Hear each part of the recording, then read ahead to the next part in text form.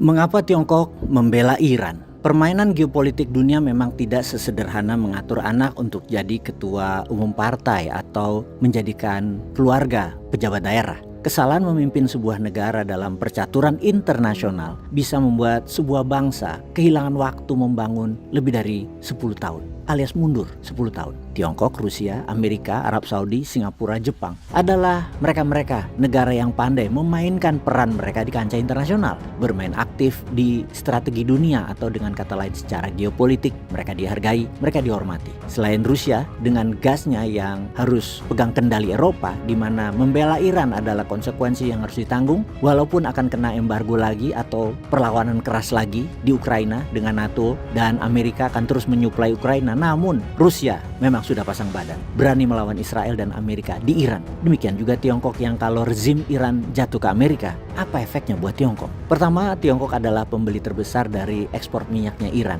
60% minyak Iran diambil Tiongkok. Tentunya Tiongkok melawan aturan dunia, melawan IMF, melawan World Bank, PBB, dan melawan Amerika tentunya, di mana Tiongkok membeli harga minyak Iran tersebut dengan diskon yang sangat jauh, murah.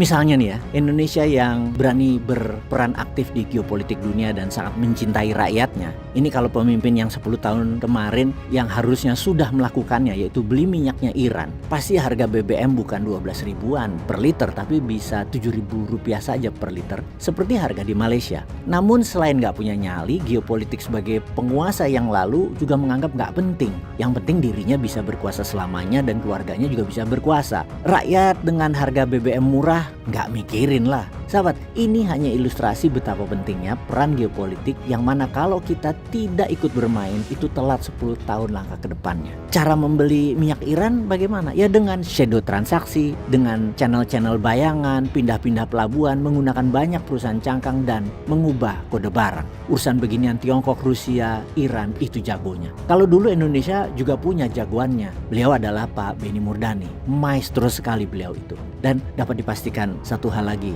yang penting, Tiongkok bayar pakai yuan, tidak pakai dolar, karena itu transaksinya aman, tidak terbaca di Swift code-nya dolar. Inilah yang membuat Amerika yang digosok terus oleh Israel untuk menumbangkan rezim Ayatullah Khamenei, dan Tiongkok berusaha sekuat tenaga mempertahankan pemerintahan Khamenei karena dapat minyak murah dan yuan jadi ada demand. Tiongkok create demand untuk printing money dengan bayar minyak pakai yuan, dan nanti yuan balik lagi ke Tiongkok karena Iran membeli barang produksi Tiongkok. Iran dan Tiongkok saja transaksinya bisa melemahkan dolar. Tujuan lain dari Tiongkok sekali lagi untuk mengurangi dominasi ekonomi Amerika di dunia. Tiongkok dan Rusia suka sekali sama rezim Ayatullah yang dengan gagah berani selama 40 tahun melawan sanksi Amerika dan tidak mati-mati negaranya atau lemah negaranya seperti Kuba atau Korea Utara yang melemah. Namun Iran sangat kuat ekonominya, sangat makmur rakyatnya walau tanpa IMF, tanpa World Bank, tanpa pinjaman utang dolar, tanpa transaksi dengan dolar. Sekali lagi Iran bukan hanya survive tapi bertumbuh dengan baik. Karena kegagah beranian tersebut, Rusia dan Tiongkok perlu aliansi strategis. Ketiganya membuat Amerika yang tadinya berkuasa selama 10 tahun terakhir terlihat semakin kecil pengaruh polarisasi kekuatan hegemoni Amerika dan kekuatan sekutu barat merosot jauh. Tingkat kekuatan militer saja Amerika mungkin sedikit unggul, namun dalam 5 tahun ke depan belum tentu. Demikian juga ekonomi Amerika diduga jauh di bawah Tiongkok, Rusia, dan Iran kalau digabungkan dalam 5 tahun ke depan.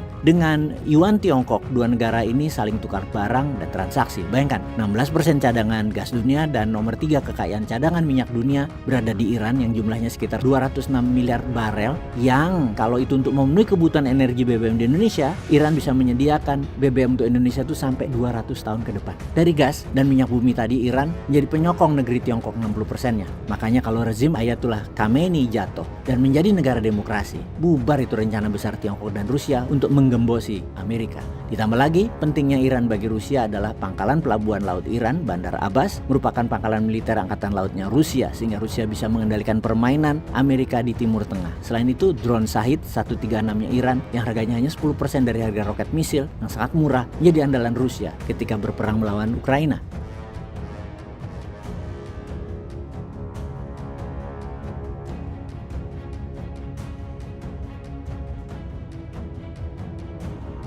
Jadi Ini semua menjadikan ekonomi Iran penting bagi Rusia secara geografis, secara sumber daya alam, secara militer lebih penting lagi. Rusia sangat butuh rezim Ayatullah Iran. Itulah letak geopolitiknya Iran, geopolitiknya Tiongkok, dan geopolitiknya Rusia. Kalau Indonesia, di mana letak geopolitiknya di Asia Barat ya? Peace.